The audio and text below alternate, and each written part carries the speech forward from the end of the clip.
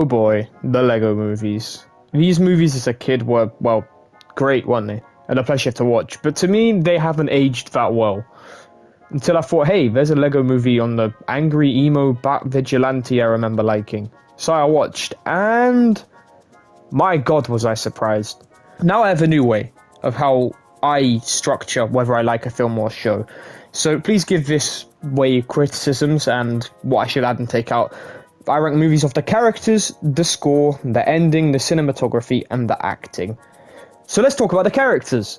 This one's probably my favourite part of the movie in general. The cast of the Lego Batman and the villains they include here, if you like Batman, was a treat. We got the Condiment King, motherfuckers. Are you for real? But seriously, any villain in the Batman verse I could think of except Firefly was here. And it was delightful because it wasn't too much. They don't overstay their welcome or steal the show or anything. They just work for the plot. And it's perfectly fine. Then there's Batman. I love Lego's adaptation of Batman in any movie he's in. Stole them in the back. I call them the dogs. Listen to him bark! Will Arnett just works so well in this role.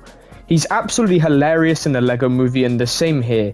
We won't talk about the Lego movie too. But he does have bars in that movie. You're clearly just confused. Gotham dudes are the best. We have deep, manly voices and insanely ripped pecs. We're Affleck level hot and we're Oprah level rich. With George Clooney level charm and Val Kilmer lips. We work for our powers cause we're self-made men. We didn't just get them from the sun like an entitled alien. The journey Batman goes on in this movie is so different to any other iteration of this beloved character. Now, obviously it's a kid's movie, but the writers did a lot right here. Every Batman movie shows Batman as a Sigma that stalks the night and has one interest: protecting Gotham, fighting crime. But in between that, he gets love interests like Zoe Kravitz's Catwoman and... But this movie, it's different. He does have a desire for a family and love, which brings us to this killer scene. I just died on your arms tonight. It must have been something you said. I just died on your... But also Batman's iconic traits of being a crime-fighting vigilante. Batman's first scene in this movie where he delivers... Who always pays their taxes? Not Batman! And then takes on every single villain from Arkham at once while dropping one of the most peak freestyles was funny as hell. And most importantly, Batman always wins on his own. But when things change, he realizes that the son he adopted accidentally in this scene I just died on your arms tonight. that he'll have to work with him and Alfred and the woman that he evidently loves, but they are just friends according to Batman, all need to work together as a team to beat the Joker. But he still doesn't quite flip the coin. They work together, but the fear of losing people, like he lost his parents, means he pushes them away and ultimately loses to the Joker. This leads to the moment of ultimate realization that he's an absolute douche. He has a Jason Arcane, I won't fail you, I swear it, with the Phantom Zone lady and returns a changed person, assembling Joker's old villains that were cast aside to fight with him as one big team. I really like this take on the character, but it isn't even half of what Batman brings.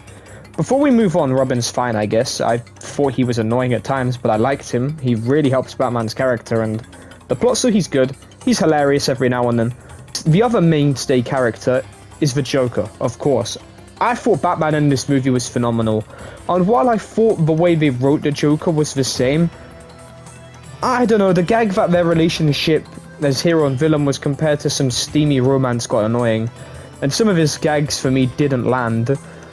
But nonetheless, Alan from The Hangover's performance on him was killer. I don't know how to pronounce the actor's name, so this is what we have. Joker's whole motivation from this movie is that Batman doesn't see him as his greatest enemy, and he wants acknowledgement of their relationship after fighting for so many years. Which is a funny spin on the character. He's not just evil and deranged. He gets himself caught deliberately because he thinks his crew of schmucks are trash and they can't do their job properly. So he goes to the Phantom Zone, a space prison that houses the greatest villains in cinema that they could license. Sauron, Voldemort, King Kong, and the Wicked Witch are just a few. The Joker works fine as a villain. As a kid, even though it was Lego, I found him quite intimidating. So I guess he does his job in that department. His whole overall bond and conflict with Batman is cool, and it's a different take.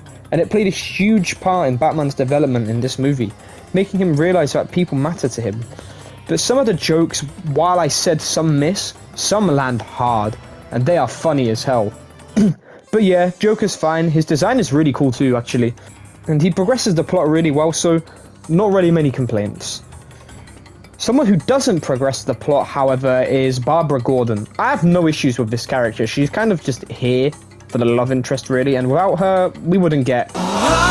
So she's fine, but I feel like Batman's eventual change would have happened the same way with or without her. She doesn't really add too much development other than trust, I guess, but she's not bad. Alfred is funny and British, so I have nothing more to say. So for characters, I'd give the movie a solid 8 out of 10. The score.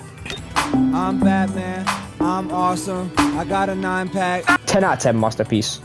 All jokes aside, even with the sloppy pop song inclusions this movie has, the score is okay. It's not special.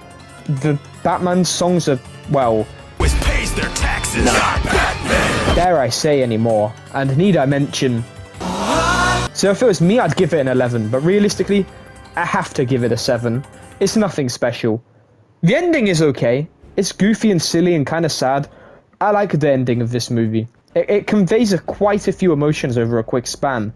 You're sad because Bruce Wayne and Batman are leaving Robin, so he has no father figure. Again. But Batman hits an invisible barrier and falls to his death. It's a satisfying conclusion and ties the plot of the story over pretty well, as Batman now regards Joker as his greatest enemy and life moves on. So overall, to me, a pretty good ending. Doesn't cause plot holes and divide a fan base. 8 out of 10. Cinematography. This one might shock you. But the cinematography for a movie made entirely of Lego is beautiful. From the first scene with the rain on the plane to the fire coming out the back of the Batwing, everything is so well animated and done with great care. It's unbelievable. The best piece of animation in this movie for sure had to be animating a whole ass Sauron, King Kong and Sea Monster. These guys were huge. The aesthetic of Gotham, though, other than the first scene, it didn't feel like it was Gotham. Everything was well animated, but without the rain and the gloominess that makes Gotham stand out, it wasn't there. And also there was barely any night scenes. Come on, it's Gotham! But you can't drag it too much. The animation is stellar, and at the first and the last battles, I think the cinematography is at its best. It gets a good old 7.5 out of 10. We touched on acting briefly, and I will keep this one brief for a movie like this, as it's not what you come to see from a Lego Batman movie. Will Arnett and Alan are phenomenal as Batman and Joker, and Michael Cera was incredibly good at playing a young Robin. But the standout here was Matt Villa for this performance. Gotham City. I did something! And I'm just scrolling through this casting. Blaise Tweedy is in this movie. They're saying that this... Apparently in the French dub, he's the Flash. I don't know at this point. On a real note, there is no acting performance I have a problem with, but there's no standout one either, so 7 out of 10. So the Lego Batman movie. It excels in its rich cast of characters and how they're brought together by the end of the movie. The movie falls short in areas like its score and good acting performances, and cinematography at points. But however, there are points in this movie where the cinematography is gorgeous, when they remember we are in Gotham. So when you combine the scores and work out the averages, the movie scores in for me at 7.5 out of 10, which to me is perfect. It's not anything special to warrant getting into the 8s and 9s, but as a movie that on the surface screams buy my product, it's a really, really good kids movie. Unlike the Lego Movie 2, don't watch that one, kids. And if you have, I apologize that you had to see that, and your parents should be ashamed. See you next week, where we'll review Rich Car Commits Mass Genocide to increase oil sales. Lightning McQueen goes broom, Nate is a spy now, and the blue car gets his hard drive checked. No.